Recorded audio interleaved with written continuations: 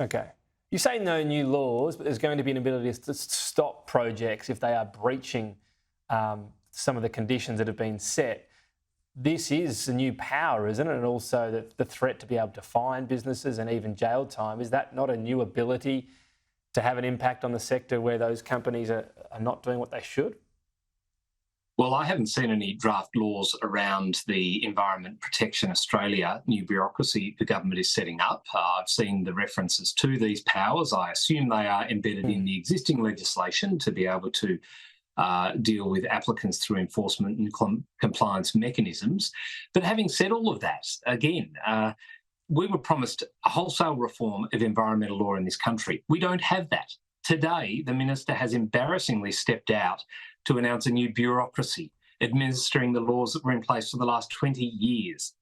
We were promised these laws at the end of last year, and when asked today in her press conference, would we have them in this term of Parliament, it was a big fat no, we won't have them this term of Parliament, which again proves that this government is in over its head. Okay. And the idea of consultation occurring with business and environment sectors, no one I've spoken to has in any way endorsed the process this government is going through. It is going to be a disaster when they do eventually bring laws in. A couple of the changes they're looking to make is to actually properly ascertain where there are rare species around the country so that businesses in particular, I guess mining projects, don't go through all the rigmarole of having a proposal and then finding some sort of rare species on it.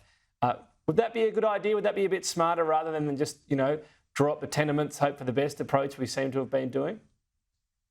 Well, I think that, again, speaking with industry, which is something the minister hasn't been doing, despite her claims to the contrary, there are better ways of doing things all over the shop in relation to these reforms. Providing certainty up front about where you can and can't commission new projects, I think, is a good way of doing it. But I would not trust Canberra to get it right. I think this needs to be industry-led in partnership with the community that owns the environment, rather than a bunch of bureaucrats and politicians setting down the rules around this.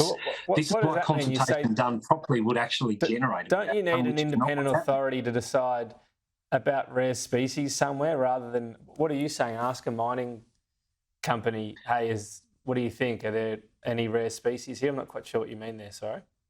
Well, I think as part of the assessment process, working with those who intend to open up a new mine or undertake some sort of housing development which might trigger national environmental laws, you are required to look at these issues that actually might be at risk here, endangering or threatening a species of.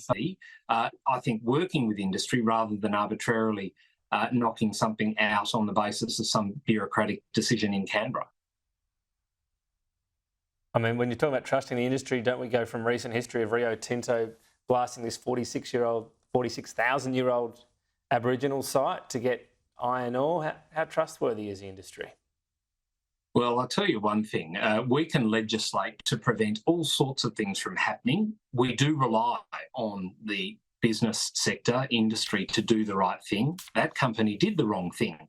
What would be good is if this government actually did what Graham Samuel said they should do, and that is introduce their new engagement with First Nations Australians. That should have been delivered well and truly by now. It hasn't been. As a result, we just have a new bureaucracy with no new laws and the prospect of massive penalties, which are going to be a massive deterrent for investment in this country. People are going to be looking to do business elsewhere as a result of Tanya Plibersek's announcement today. Jonathon Duniam, appreciate your time. Thank you. Thank you.